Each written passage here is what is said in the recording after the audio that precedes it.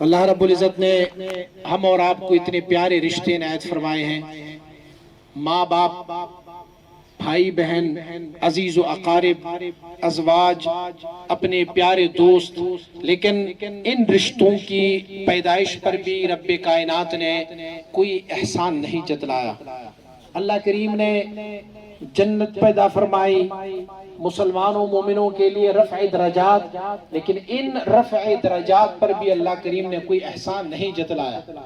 صرف ایک بات کی اللہ کریم نے احسان جتلایا ہے، اور وہ بات ہے میرے اور آپ کے آقا صلی اللہ علیہ وسلم کے آمد مبارکہ کی، کہ جب کریم آقا صلی اللہ علیہ وآلہ وسلم کی جناب سیدہ آمنہ رضی اللہ تعالیٰ عنہ سے ظاہری آپ مبارک کی جسمانی پیدائش ہوئی، تو اس سے پہلے رب کائنات نے ہم ساری مومن مسلمانوں پر اپنا احسان جتلایا اور فرمایا کہ میں نے بے شک احسان فرمایا ہے مومنوں پر کہ میں نے انہیں اپنا ایک حبیب عنایت فرمایا ہے۔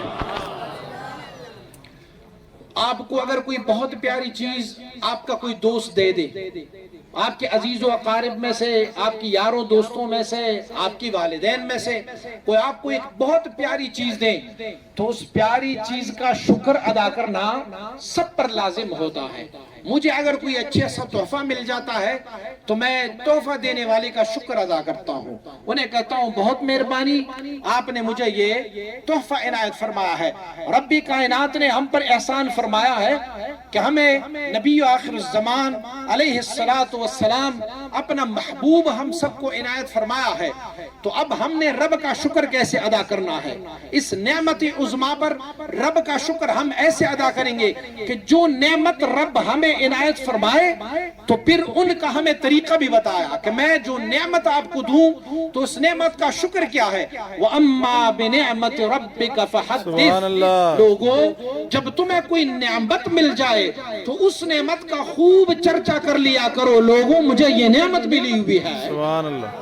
گویا اللہ رب العزت کا شکر یہ ہے، کریم آقا صلی اللہ علیہ وسلم کائنات میں تشریف لائے ہیں تو رب کا یہ احسان ہے، اور اللہ کے اس احسان کا شکر یہ ہے کہ ہر دم ہر گھڑی مصطفیٰ کریم کا ذکر کرتے رہیں گے، یہ رب کی نعمت کا شکر ہے۔ سبحان اللہ۔ جناب سیدنا امام حسن مجتبی رضی اللہ تعالیٰ عنہ آپ مبارک نے تفسیر فرمایا ہے۔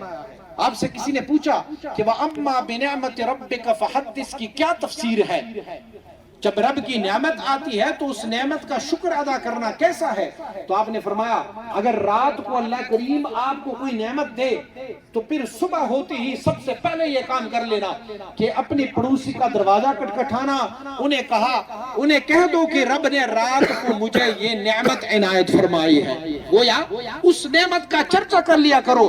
ارے مومنوں مسلمانوں، یہ جو نعمت اللہ کریم نے عنایت فرمایا ہے یہ رحمت للعالمین تو ہے، کائنات سارے کے لیے رحمت ہے، لیکن رب نے کسی کفار کو یہ عنایت نہیں فرمایا، رب نے منافقین کو یہ عنایت نہیں فرمایا، دہریوں کو نہیں عنایت فرمایا، یہود و نصارہ کو نہیں فرمایا، رب نے فرمایا میں نے یہ نعمت دیا لقد من اللہ علی المؤمنین، میں نے یہ احسان جتلایا ہے تو صرف مومنوں پر ہی جتلایا، کیونکہ میرے رب کو معلوم ہے کہ اس احسان کا، اس نعمت کا شکر بھی ادا کرنے والے مومن ہی ہے، مومن ہی اس کا شکر ادا کرتے ہیں۔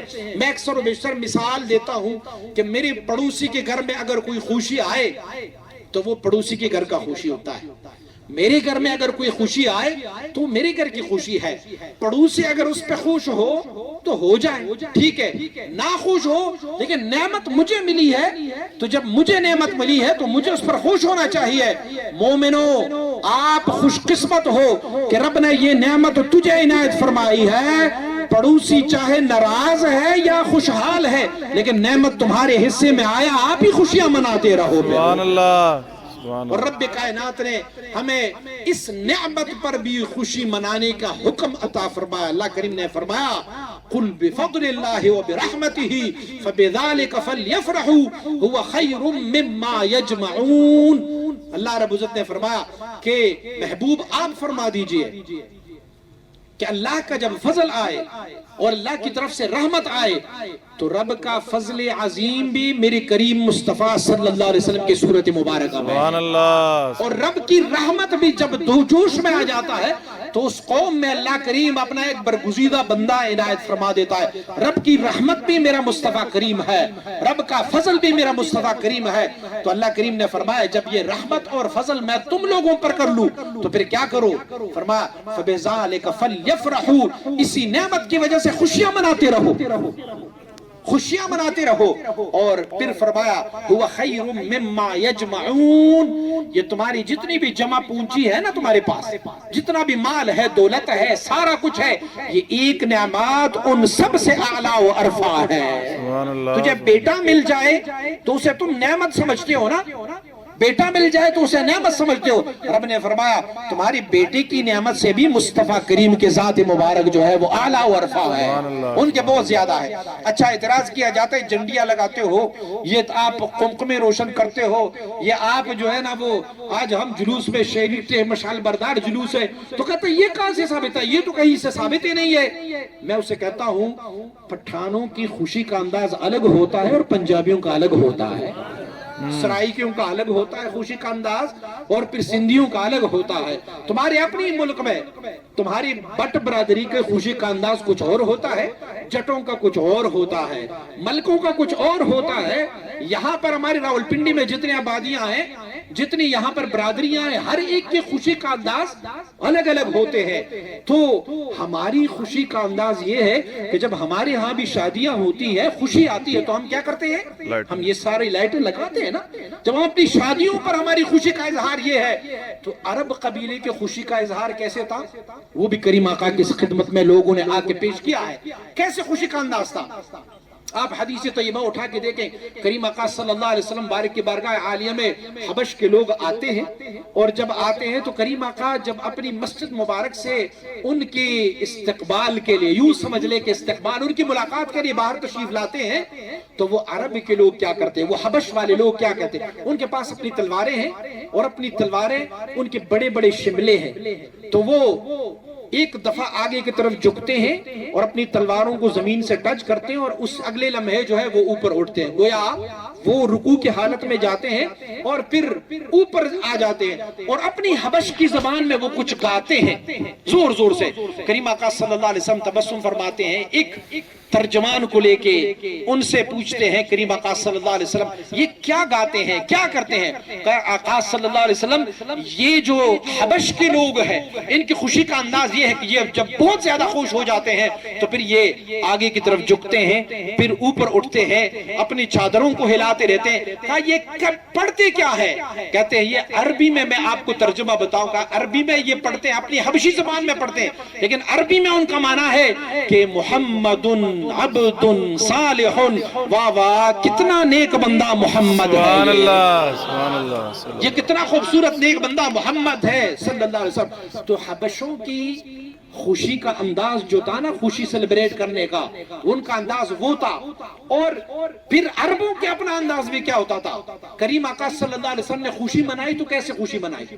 کریم آقا صلی اللہ علیہ وسلم نے جب آپ کے ہاں سب سے پہلے صاحبزادی آئی حضرت رقیہ رضی اللہ تعالی عنہا، وہ جب آئی تو کریم آقا صلی اللہ علیہ وسلم نے خوشی کیسے سیلیبریٹ کی ان کی کہ میرے ہاں گھر میں رحمت آیا ہے۔ کریم آقا اس بچی کو اپنی گود میں اٹھائے، عرب کی رؤسا کو اکٹھا کیا، کہا میرے گھر آ جائیں، سارے عرب کی رؤسا کو اکٹھا کیا، اور پھر اس بچی کو اپنی گود مبارک میں لے کے آئے، کہا لوگوں سن لو، رب نے میرے گھر میں رحمت نازل فرمائی ہے، میرے ہاں بیٹی آئی ہے، اور یہ جو کھانا تمہیں کھلا رہا ہوں، یہ کھانا جو ہے وہ اس بیٹی کی خوشی کی آمد میں تمہیں کھلا رہا ہوں۔ یار کریم آقا صلی اللہ علیہ وسلم اپنی صاحبزادی کی، اپنی بیٹی مبارکہ کی خوشی اس طریقے سے مناتے ہیں، تو ہم اہل سنت والجماعت بھی یہ لائٹیں بھی لگاتے ہیں، یہ ہماری خوشی سیلیبریٹ کرنے کا ایک انداز ہے۔ سبحان اللہ، ہم جو ہے مشعل بردار جلوس نکالتے ہیں، یہ ہماری خوشی کا انداز ہے ایک۔ ہم جو ہے اس کے بعد لنگر کا اہتمام کر لیتے ہیں، تو یہ لنگر جو خوشی میں بانٹی جا رہی ہوتی ہے، یہ تو مصطفیٰ کریم کا سنت مبارکہ ہے۔